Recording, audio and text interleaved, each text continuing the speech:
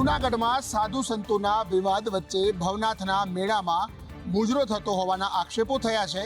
મુજરો જોનારા કેટલાક સાધુ સંતોના નામો પણ સામે આવ્યા.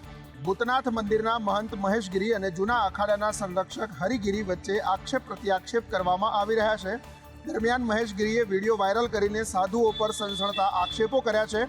શિવરાત્રીના મેળામાં ભવનાથમાં સાધુઓ મુજરો કરાવતા હોવાનો વિડીયો વાયરલ કર્યો છે. આ વિડીયોમાં જે સાધુઓ મુજરો જોતા હતા તે સાધુઓ આ વર્ષે કુંભ મેળામાં પ્રયાગરાજ ગયા છે. જગદીશગીરી અને મોહનગીરી નામના સાધુઓ વાયરલ વિડીયોમાં મુજરો જોતા નજરે પડે છે. ઉપરાંત પોલીસ જેને દારૂ પીધેલી હાલતમાં લઈ જતી હતી તે સાધુનું નામ પણ વિદ્યાનંદ સરસ્વતી હોવાનું સામે આવ્યું છે. પણ હજુ આ વાયરલ વિડીયો અંગે તપાસ ચાલી રહી છે. એક તરફ જૂનાગઢ મહાનગરપાલિકાની ચૂંટણીની પ્રક્રિયા ચાલી રહી છે અને આ તરફ સાધુઓનો વિવાદ વધુ વકરી રહ્યો છે. એની વચ્ચે રાજકીય નેતાઓના નામ પણ સામે આવી રહ્યા છે. વડોદરામાં જાહેર રસ્તા પર રોલો પાડવું યુવકોને ભારે પડ્યું. ધ્વનિ પ્રદૂષણ કરતા 53 જેટલા બુલેટ ટ્રાફિક પોલીસે જપ્ત કર્યા. આજકાલ યુવાનો જાહેર રસ્તા પર ધ્વનિ પ્રદૂષણ ફેલાવી રહ્યા છે. રોલો પાડવા માટે રસ્તા પર બેફામ બુલેટ હંકારે છે. ત્યારે આવા લુખાઓને પકડવા માટે પોલીસ હવે સતર્ક થઈ ગઈ છે. વડોદરામાં રોલો પાડતા બુલેટ ચાલકો સામે કાર્યવાહી કરવામાં આવી. ધ્વનિ પ્રદૂષણ કરતા 53 બુલેટ ટ્રાફિક પોલીસે ઝડપી પાડ્યા છે. આ આવારા બુલેટના સાયલેન્સર મોડિફાય કરી ન્યુસન્સ ફેલાવતા હતા. પૂર્વ અને પશ્ચિમ એમ વડોદરાના બંને વિસ્તારમાં ટ્રાફિક પોલીસે સપાટો બોલાવી દીધો.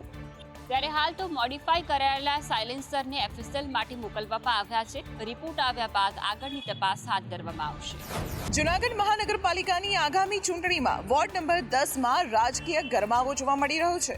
છેલ્લા 3 ટર્મ એટલે કે 15 વર્ષથી ચૂંટાઈ આવતા ભાજપના પૂર્વ કોર્પોરેટરે અપક્ષ ઉમેદવારી ફોર્મ ભર્યું છે.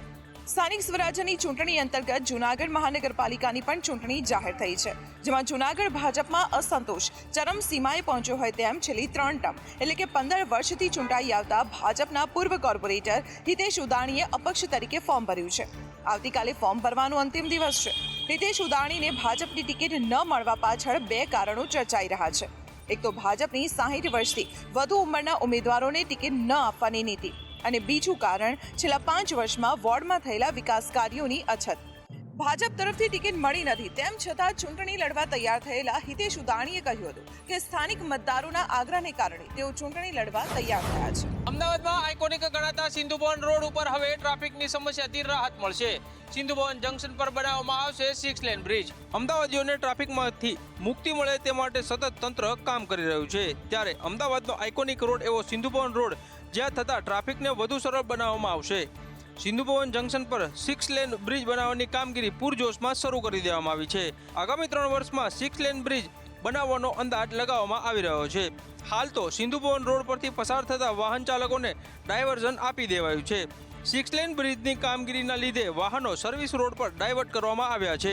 સતત ટ્રાફિકથી ધમધમતા સિંધુભવન સહિતના રોડો પર ટ્રાફિક ઓછો કરવાના ઉદ્દેશથી આ બ્રિજ બનાવવામાં આવશે. રાજકોટવાસીઓ ઉપર પૈસાનું ભારણ વધ્યું છે. શહેરીજનોએ હવે ફાયરનો પણ વધારાનો ટેક્સ ભરવો પડશે, જેને લઈને લોકોમાં રોષ જોવા મળી રહ્યો છે.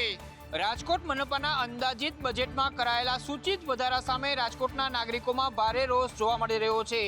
4 ગણો door to door garbage collection charge ક્યારેય સ્વીકાર્ય નથી તેવું લોકોનું કહેવું છે. એક તરફ મોંઘવારી, બીજી તરફ આ પ્રકારે નાગરિકો પાસેથી વેરાની વસૂલાત અસહ્ય છે.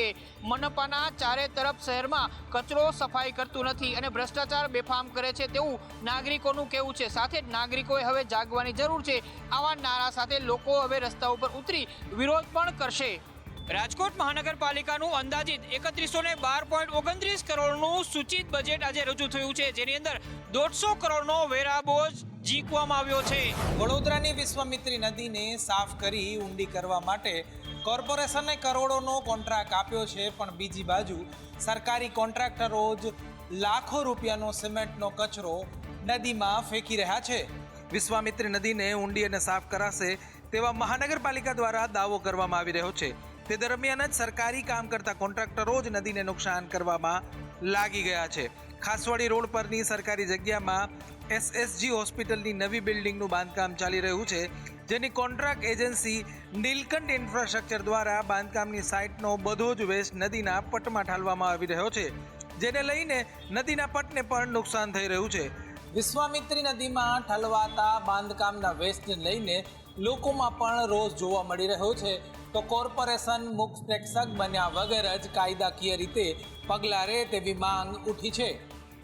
રાજ્યમાં બેવડી ઋતુની અસર વર્તાશે, જેમાં વહેલી સવારે અને મોડી સાંજે ઠંડીનો અહેસાસ થશે, જ્યારે બપોરના સમયે ગરમીનો અહેસાસ થશે. રાજ્ય તરફથી પસાર થઈ રહેલ વેસ્ટર્ન ડિસ્ટર્બન્સના કારણે રાજ્યમાં માવઠાની સંભાવનાઓ વ્યક્ત કરવામાં આવી હતી. જોકે હવે ખેડૂતો માટે રાહતના સમાચાર છે, કારણ કે વેસ્ટર્ન ડિસ્ટર્બન્સ જે છે તે નબળું પડી ગયું છે, જેને લઈને ક્યાંય પણ માવઠાની સંભાવનાઓ નથી. આગામી 7 દિવસ સુધી વાતાવરણ સૂકું રહેવાનું છે અને રાજ્યમાં લઘુત્તમ તાપમાન છે તેમાં સામાન્ય રહેવાનું પણ અનુમાન છે હવામાન વિભાગ દ્વારા વ્યક્ત કરવામાં આવ્યું છે. હાલ રાજ્યમાં પવનોની દિશા ઉત્તર પશ્ચિમની ફૂંકાઈ રહી છે, ત્યારે ગઈકાલે સૌથી ઓછું તાપમાન નલિયામાં 9.4 ડિગ્રી નોંધાયું હતું. આગામી 24 કલાક સુધી આ જ પ્રકારે વાતાવરણ છે તે રહેવાનું છે. તાપમાનમાં વધુ કોઈ ફેરફાર નહીં સર્જાય. ઉત્તર તરફથી ફૂંકાતા પવનો અને વેસ્ટર્ન ડિસ્ટર્બન્સ સર્જાતા આવનારા સમયની અંદર વાતાવરણ પલટાય તેવી પણ સંભાવનાઓ વ્યક્ત કરવામાં આવી છે. વિદેશી પક્ષીઓ ગીર સોમનાથ જિલ્લાના મહેમાન બન્યા છે. વિદેશી પક્ષીનો આહલાદક નજારો જોવા મળી રહ્યો છે. શિયાળો શરૂ થતા આયાવર પક્ષીઓનું ગીર સોમનાથના વિશાળ સમુદ્ર કાંઠા પરના બંધારા ઉપર આગમન થાય છે. દર વર્ષની જેમ આ વર્ષે પણ મોટી સંખ્યામાં વિદેશી પક્ષીઓ શિયાળો ગાળવા માટે અહીંયા પહોંચ્યા છે. ખાસ કરીને વડોદરા, ઝાલા, સોડવ અને બરડા બંધારો પક્ષીઓના કલબલાટથી ગુંજી ઉઠ્યો છે. અનેક પક્ષીઓ આવી પહોંચતા ગીર સોમનાથના પક્ષીઓ પ્રેમીઓ રોમાંચિત થયા છે.